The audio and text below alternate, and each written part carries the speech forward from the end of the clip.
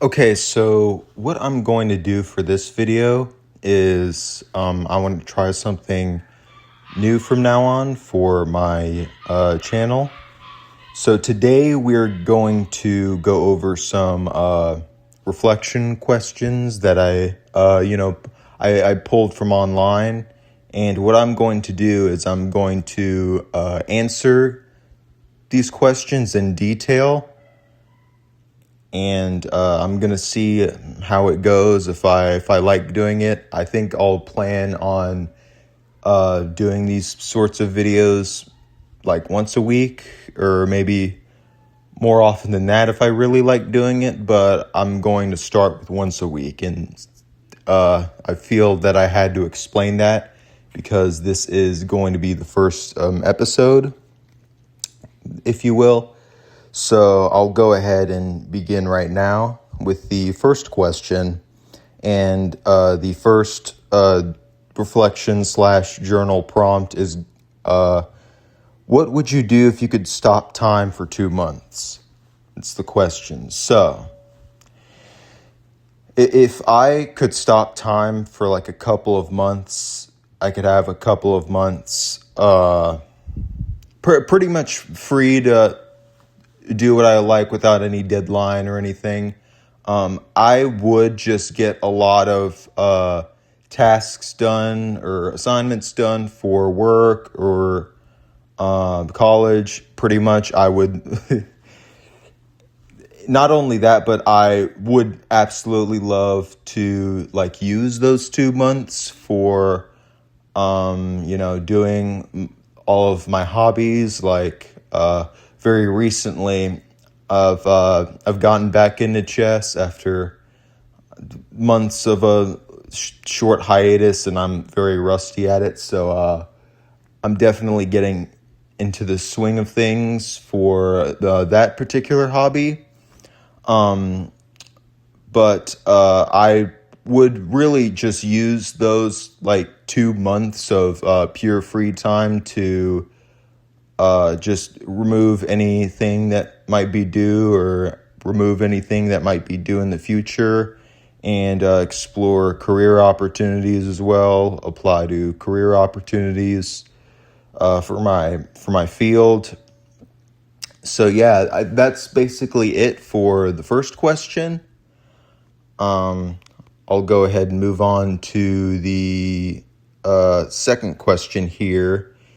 And it says, when life gets overwhelming, what do you do to regain composure? And what I personally do when I'm very overwhelmed and I'm stressed about these certain things that might be happening because of school or my current position or whatever, I just take time, when it's the end of the day or I'm about to go to bed, and I just reflect on, things that I have done, where I am in life, where I want to be, my past mistakes, my what I've done right before, what I need to do, and what I plan on doing in the future.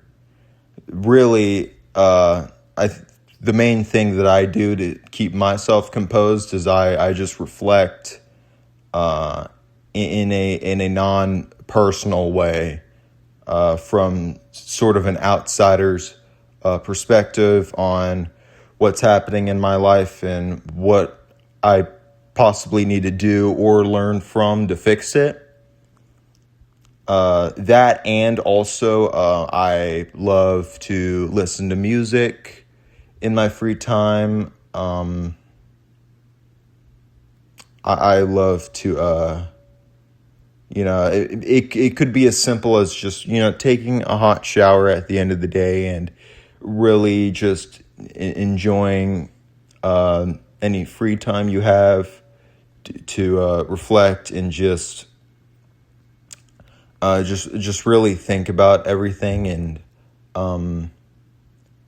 to just be sure where where you are in life, sure about where you are in life and where you want to go. And really just I guess sort of documenting, what sort of tragic thing might happen in your life, and really reflecting on that and thinking about what you can do to resolve whatever happened, or what you could do to help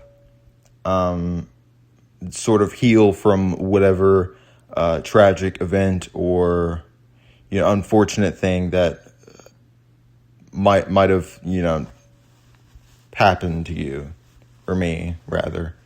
That's really what I do. I guess if you ignore my rambling in conclusion, I take the time to self-reflect and enjoy my time, and use that time to calm down and think about things, to regain that sense of composure and inner peace. And I'll go ahead and move on to the third and last question for today's video. And it says, what advice would you give to a random stranger, and why? So what I would advise to a random stranger, perhaps if they don't know what sort of career path they want to go into in life, or they don't really perhaps understand their identity or their passion, perhaps, and they perhaps don't understand what goals they want out of life. They don't understand what life could probably offer them to make them feel satisfied and have that sense of inner peace or inner accomplishment. I would advise them to just really take the time to reflect, and I guess that's sort of a main theme that I'm talking about right now. But I think reflection is a very powerful tool, and I think just journaling down your thoughts and really understanding what you are as a person. I don't know what you are in terms of like your personality. What are your strengths? What are your weaknesses? What, it could be as specific as understanding your big five personality traits. And these traits revolve around 5 factors: conscientiousness, openness, extroversion. I'm trying to remember all of them. Just bear with me here.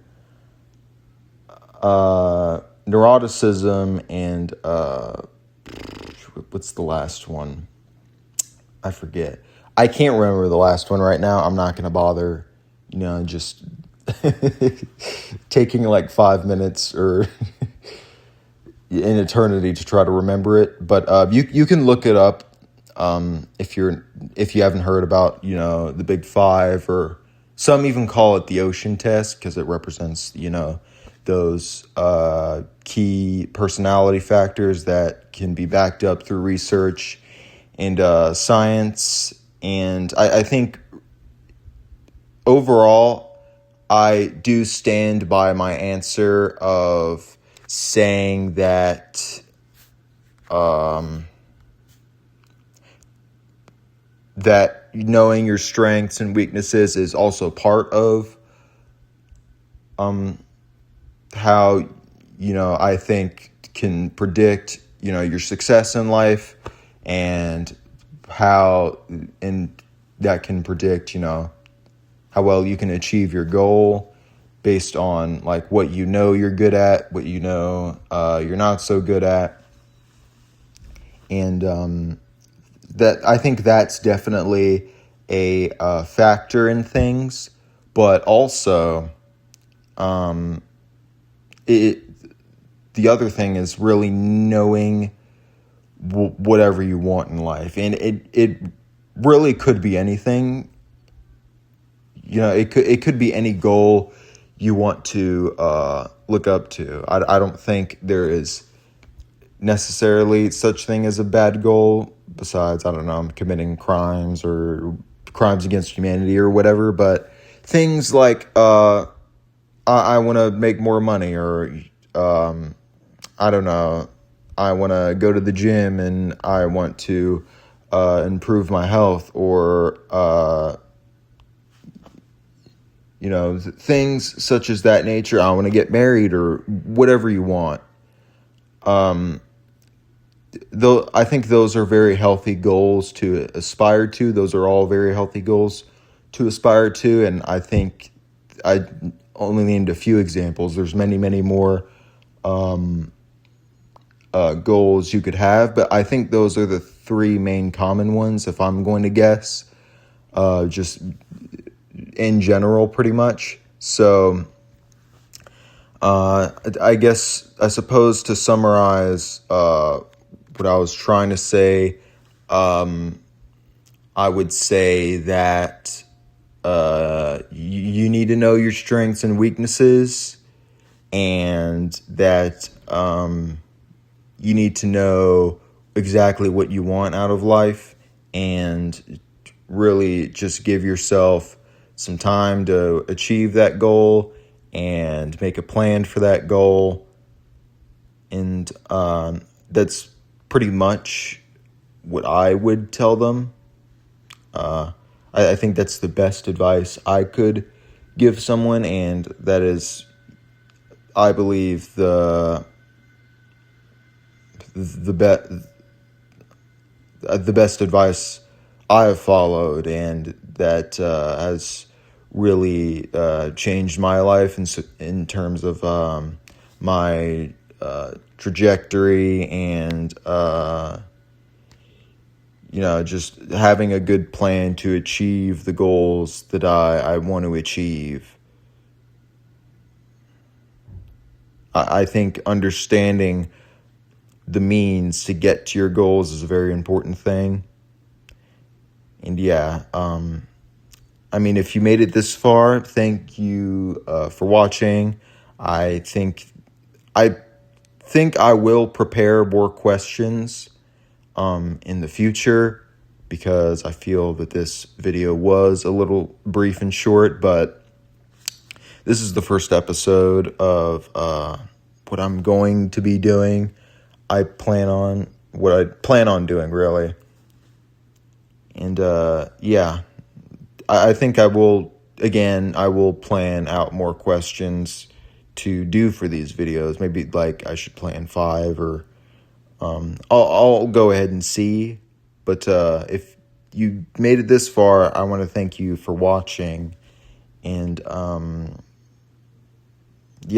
hope perhaps I gave advice that might feel useful to you, or if you just love to hear my opinions, then I suppose this sort of series that I'm doing is for you. I